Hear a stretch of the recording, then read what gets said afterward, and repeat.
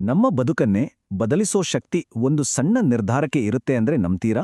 ಸ್ಕಂದನೂರಿನ ಆದರ್ಶ ಕಾಲೋನಿಯ ಒಬ್ಬ ಸಾಮಾನ್ಯ ಮಹಿಳೆ ತಳ್ಳುಗಾಡಿಯಿಂದ ಶುರುಮಾಡಿ ಸ್ವಂತ ಅಂಗಡಿಯ ಮಾಲೀಕರಾದ ಕತೆ ಇದು. ಬನ್ನಿ, ಈ ಸ್ಫೂರ್ತಿದಾಯಕ ಪಯಣವನ್ನು ಒಟ್ಟಿಗೆ ನೋಡೋಣ. ಇವರೇ ನೋಡಿ, ಪ್ರಮೀಳಾ ಮತ್ತೆ ಅವರ ಪತಿ ವೀರಭದ್ರಪ್ಪ. ಇಬ್ರೂ ಹೆಣ್ಣು ಮಕ್ಕಳು, ಒಂದು ಚಿಕ್ಕ ಸಂಸಾರ. ಆದ್ರೆ ಜೀವನ ಸಾಗಿಸೋದು ಅಷ್ಟು ಸುಲಭವಾಗಿರ್ಲಿಲ್ಲ. ಯಾಕಂದ್ರೆ ವರ್ಷಗಟ್ಲೆ ಬಿಸ್ಲು ಮಳೆ ಅಂದೆ ಊರೂರು ಸುತ್ತಿ ತಳ್ಳುಗಾಡಿಯಲ್ಲಿ ಸಾಮಾನ್ ಮಾರೋದೇ ಇವ್ರ ಬದುಕಾಗಿತ್ತು. ಅಂದ್ರೆ ಪ್ರತಿಯೊಂದು ದಿನವೂ ಒಂದು ಹೋರಾಟವೇ ಆಗಿತ್ತು. ಹಗಲೆಲ್ಲ ಮೈ ಮುರಿದು ದುಡಿದ್ರೂ ರಾತ್ರಿ ಮಾತ್ರ ನೆಮ್ಮದಿಯಾಗಿ ನಿದ್ದೆ ಮಾಡೋಕಾಗ್ತಿರ್ಲಿಲ್ಲ. ಯಾಕೆಂದ್ರೆ ದುಡಿದ ಹಣ ಕೈಗೆ ಬರೋದಕ್ಕೂ ಖರ್ಚಾಗೋದಕ್ಕೂ ಸರಿಹೋಗ್ತಿತ್ತು. ಆದ್ರೆ ಅವರನ್ನ ಸದಾ ಕಾಡ್ತಿದ್ದ ಒಂದು ದೊಡ್ಡ ಚಿಂತೆ ಅಂದ್ರೆ ತಮ್ಮ ಇಬ್ಬರು ಹೆಣ್ಮಕ್ಕಳ ಭವಿಷ್ಯ. ಅವರಿಗೆ ಒಳ್ಳೆ ಶಿಕ್ಷಣ ಕೊಡ್ಸೋದು ಹೇಗೆ? ಈ ಪ್ರಶ್ನೆ ಅವರ ನಿದ್ದೆಯನ್ನು ಕಸಿದುಕೊಂಡಿತ್ತು.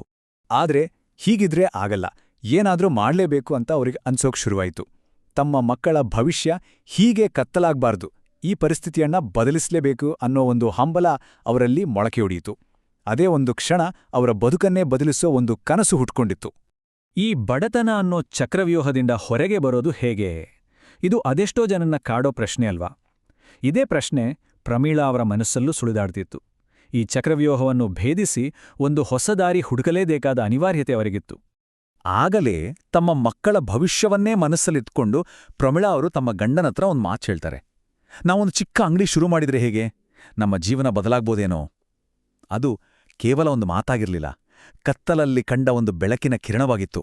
ಕೇವಲ ಯೋಚನೆ ಮಾಡಿದ್ರೆ ಸಾಲ್ದೋ, ಅದನ್ನ ಕಾರ್ಯರೂಪಕ್ಕೆ ತರಬೇಕು.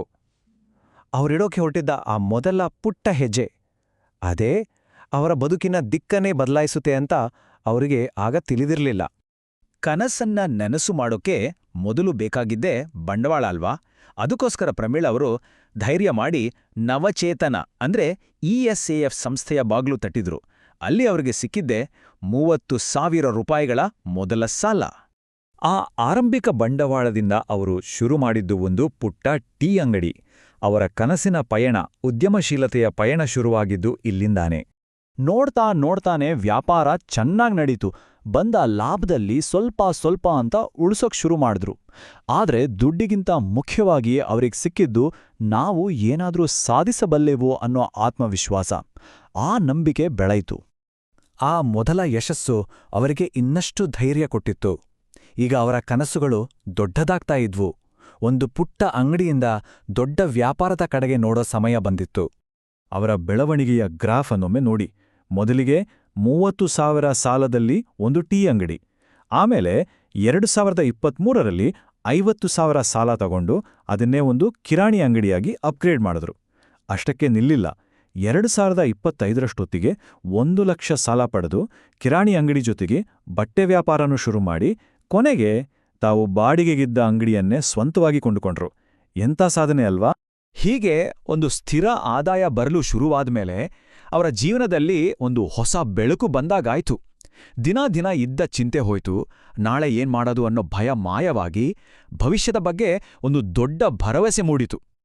ಅವರು ವರ್ಷಗಟ್ಲೆ ಪಟ್ಟ ಕಷ್ಟಕ್ಕೆ, ಅವರ ಪರಿಶ್ರಮಕ್ಕೆ ಕೊನೆಗೂ ಪ್ರತಿಫಲ ಸಿಕ್ಕಿತ್ತು. ಅವರು ಕಂಡಿದ್ದ ಕನಸು ಈಗ ಕಣ್ಣು ಮುಂದೆಯೇ ನನಸಾಗಿತ್ತು.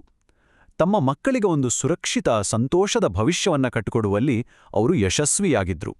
ಈ ಒಂದು ಚಿತ್ರ ಅವರ ಇಡೀ ಕಥೆಯನ್ನೇ ಹೇಳಿಬಿಡುತ್ತೆ. ಒಂದು ಕಾಲದಲ್ಲಿ ತಳ್ಳುಗಾಡಿಯಲ್ಲಿ ಅನಿಶ್ಚಿತ ಜೀವನ, ಭವಿಷ್ಯದ ಬಗ್ಗೆ ಬರೀ ಚಿಂತೆ.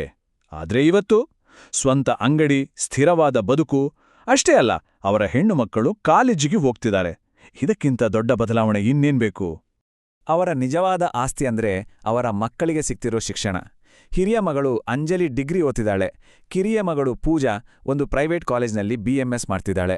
ಯಾವ ಮಕ್ಕಳ ಓದಿಗೋಸ್ಕರ ಅವರು ಅಷ್ಟು ಚಿಂತೆ ಮಾಡ್ತಿದ್ರೋ, ಇವತ್ತು ಆ ಮಕ್ಕಳು ಉನ್ನತ ಶಿಕ್ಷಣ ಪಡೆದಿದ್ದಾರೆ.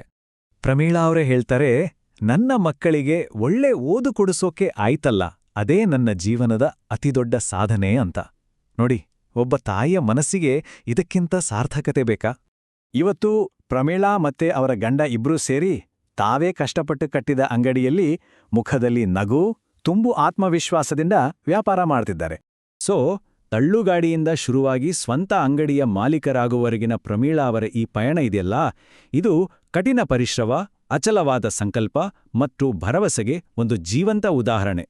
ಪ್ರಮೀಳಾ ಅವರ ಕಥೆ ನಮಗೆಲ್ಲ ಒಂದು ಪಾಠ ಹೇಳುತ್ತೆ. ಏನಂದ್ರೆ, ಸಾಧನೆ ಮಾಡ್ಬೇಕನ್ನೋ ಛಲಕ್ಕೆ ಒಂದು ಸರಿಯಾದ ಅವಕಾಶ ಸಿಕ್ಕರೆ ಎಂಥ ಕನಸು ಬೇಕಾದ್ರೂ ನನ್ಸಾಗುತ್ತೆ.